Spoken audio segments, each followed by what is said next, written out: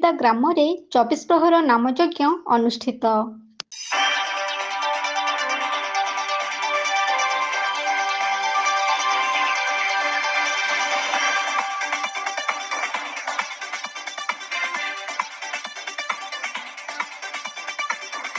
ଆଜିକା ଯୁଗରେ ସର୍ବଶ୍ରେଷ୍ଠ ମହାମନ୍ତ୍ର କହିଲେ ହରିନାମ ମହାମନ୍ତ୍ରକୁ ବୁଝାଇଥାଏ। ହରିନାମ ମହାମନ୍ତ୍ର ଗାନ କଲେ ଯେତିକି ପୁଣ୍ୟ ମିଳିଥାଏ, ହରିନାମ ମହାମନ୍ତ୍ର ଶ୍ରବଣ କରିଲେ ମଧ୍ୟ ସେତିକି ପୁଣ୍ୟ ମିଳିଥାଏ। ସେଥିପାଇଁ ଯେଉଁଠି ହରିନାମ ହେଉଥାଉ ନା କାହିଁକି, ସେହି ସ୍ଥାନରେ ହରିଭକ୍ତମାନେ ଗହଳି ଲଗାଇଥାନ୍ତି। ଯେତେ ଦୂରରେ ହରିନାମ ହେଉଥାଉ ନା କାହିଁକି, ଜାଣିଲା ମାତ୍ରେ ସେହି ହରିନାମର ପବିତ୍ର ସ୍ଥାନରେ ଲୋକମାନେ ଗହଳି ଲଗାଇ ଉପଭୋଗ କରିଥାନ୍ତି। ସେମିତି ଏକ ଅନୁଷ୍ଠାନ ଦ୍ୱାରା ଖୁବ୍ ମହାସମାରୋହରେ ହରିନାମ ସଂକୀର୍ତ୍ତନର ମହାମନ୍ତ୍ର ପର୍ବ 24 ପ୍ରହର ନାମଯଜ୍ଞ ଅନୁଷ୍ଠିତ ହୋଇଯାଇଛି। ଏହି 24 ପ୍ରହର ନାମଯଜ୍ଞକୁ ଉପଭୋଗ କରିବା ପାଇଁ ଆଖପାଖ ଲୋକଙ୍କ ଗହଳି ଲାଗିଥିବା ଦୃଶ୍ୟ ଦେଖିବାକୁ ମିଳିଛି।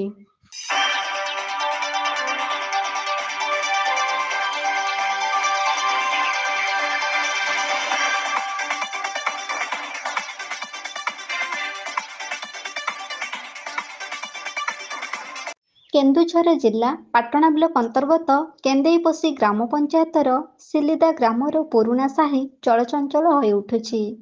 ସପ୍ତରଙ୍ଗୀର ଆଲୋକମାଳାରେ ସଜ୍ଜିତ ହୋଇ ଯଜ୍ଞ ମଣ୍ଡପଟି ନୂଆ ନୂଆ ଲାଗୁଥିବା ବେଳେ ଲୋକମାନଙ୍କ ଗହଳ ଚହଳରେ ଗାଁଟି ଭାରି ଭାରି ଲାଗୁଛି। ହରିନାମ ମହାମନ୍ତ୍ର ଧ୍ୱନିରେ ସାରା ଅଞ୍ଚଳ ପ୍ରକମ୍ପିତ ହୋଇ ଏକ ଆଧ୍ୟାତ୍ମିକ ପରିବେଶର ବାତାବରଣ ସୃଷ୍ଟି କରିଦେଇଛି। ହରିପ୍ରେମୀମାନେ ମଧ୍ୟ ଖୁବ୍ ଉତ୍ସାହ ସହକାରେ ପବିତ୍ର ହରିନାମକୁ ଉପଭୋଗ କରିବା ସହିତ ମହାମନ୍ତ୍ର ଶ୍ରବଣ କରି ଶତ ପାପରୁ ମୁକ୍ତି ପାଉଛନ୍ତି। ହରିନାମ ସଂକୀର୍ତ୍ତନ କାର୍ଯ୍ୟକ୍ରମର 24 ପ୍ରହର ନାମଯଜ୍ଞରେ ବଛା ବଛା ସଂକୀର୍ତ୍ତନ ଦଳ ଆସି ନିଜ ଭକ୍ତିଭରା କଳାର ଯାଦୁ ଦେଖାଉଛନ୍ତି। ଆଧୁନିକତାର ଶୈଳୀରେ ହରିନାମ ଗାନ କରି ଆଧୁନିକତାର ଛୁଙ୍କ ଦେଇ ନୃତ୍ୟ କରିବା ଦର୍ଶକମାନଙ୍କୁ ଖୁବ୍ ଆକୃଷ୍ଟ କରିଦେଇଛି, ଯାହାଫଳରେ ଦର୍ଶକମାନେ ଖୁବ୍ ମନ୍ତ୍ରମୁଗ୍ଧ ହୋଇ 24 ପ୍ରହର ନାମଯଜ୍ଞକୁ ଉପଭୋଗ କରୁଥିବା ଦୃଶ୍ୟ ଦେଖିବାକୁ ମିଳିଛି।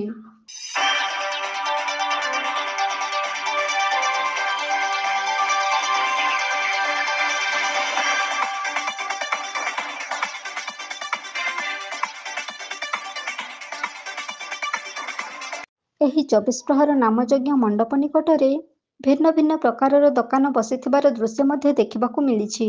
ଯଜ୍ଞ ଦେଖିସାରିବା ପରେ ଆବଶ୍ୟକତା ସାମଗ୍ରୀ କିଣି ଘରକୁ ଫେରୁଥିବା ଦୃଶ୍ୟ ମଧ୍ୟ ଦେଖିବାକୁ ମିଳିଥିଲା।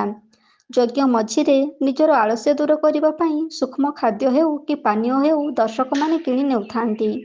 ମନ ମୁତାବକ ସୂକ୍ଷ୍ମ ଖାଦ୍ୟ ନେଇ ଖୁବ୍ ଉତ୍ସାହ ସହକାରେ 24 ପ୍ରହର ନାମଯଜ୍ଞକୁ ଉପଭୋଗ କରୁଥିବା ଦୃଶ୍ୟ ଦେଖିବାକୁ ମିଳିଥିଲା ବେଳେ ଦର୍ଶକମାନଙ୍କ ପାଇଁ ଆବଶ୍ୟକ ଜିନିଷ ଯୋଗାଇ ଦେଇ ଦୋକାନୀମାନେ ଭଲ ବ୍ୟବସାୟ କରୁଥିବା ଦୃଷ୍ଟିକୁ ଆସିଛି।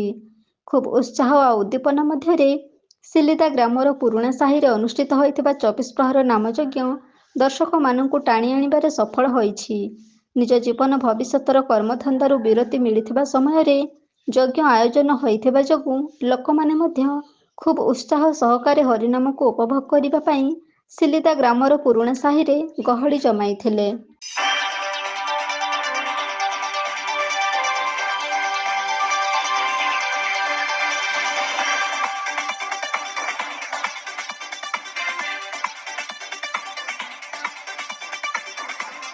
କେନ୍ଦୁଝର ପାଟଣାରୁ ବଳରାମ ସେଠୀଙ୍କ ରିପୋର୍ଟ, এবি ନ୍ୟୁଜ୍।